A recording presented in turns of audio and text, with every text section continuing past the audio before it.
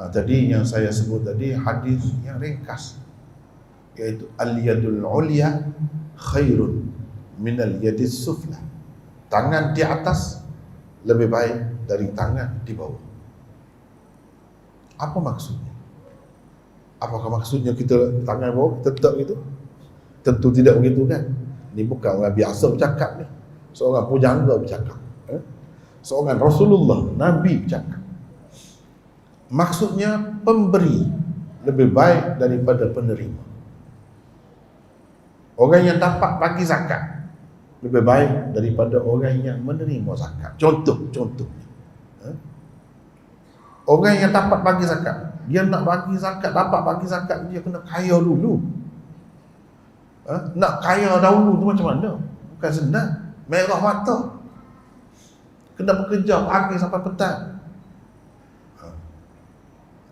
Itu maknanya yang orang yang Nabi SAW puji, sebut sebagai yang terbaik, macam tu.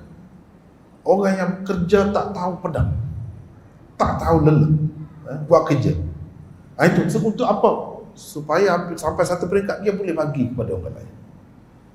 Dan bila dia bagi, dia merasa bahagia, berasa lega perasaannya, seronok.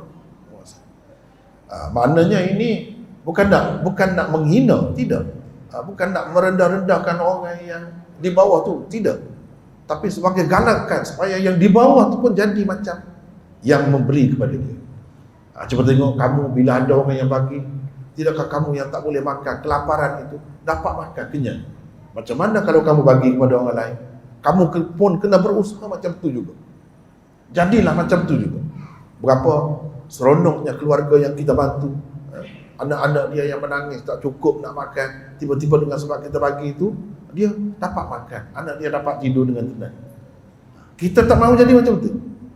Sepatutnya kita jadi macam tu. Sebab Nabi dah cakap dah, pemberi lebih baik daripada penerima. Ikutlah dalam apa perkara pun. Nampak ringkas lah. Zahirnya pemberi sedekah, pemberi zakat. Itulah asalnya. Tapi dia tidak terhenti setakat itu saja, banyak lagi. Banyak lagi. Misalnya guru, mana lebih baik daripada murid? Lebih baik guru. Sebab guru yang memberi, murid yang menerima. Murid itu tangan di bawah. Walaupun murid kemudiannya akan jadi guru juga tak kira lah. Tapi ada kalanya tak jadi guru sampai ke akhir, hanya jadi murid saja. Ini satu motivasi yang sangat besar maknanya, iaitu jangan kita merasa puas hati dengan menerima saja apa benda.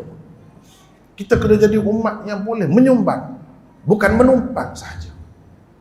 Kena jadi umat yang menyumbang, bukan menumpang. Misalnya pengeluar barang-barang, pengeluar barang-barang, mana lebih baik daripada pengguna? Kita ni kan banyak juga beli barang daripada orang kan. Beli beras, beli makanan, beli mana lebih baik daripada pengeluar. Pengeluar yang menyediakan. Walaupun kita bagi duit, kita tak dapat tu. Tapi kita tidak pengeluar. Mana lebih baik? Lebih baik pengeluar. Dia akan dapat untung lebih banyak.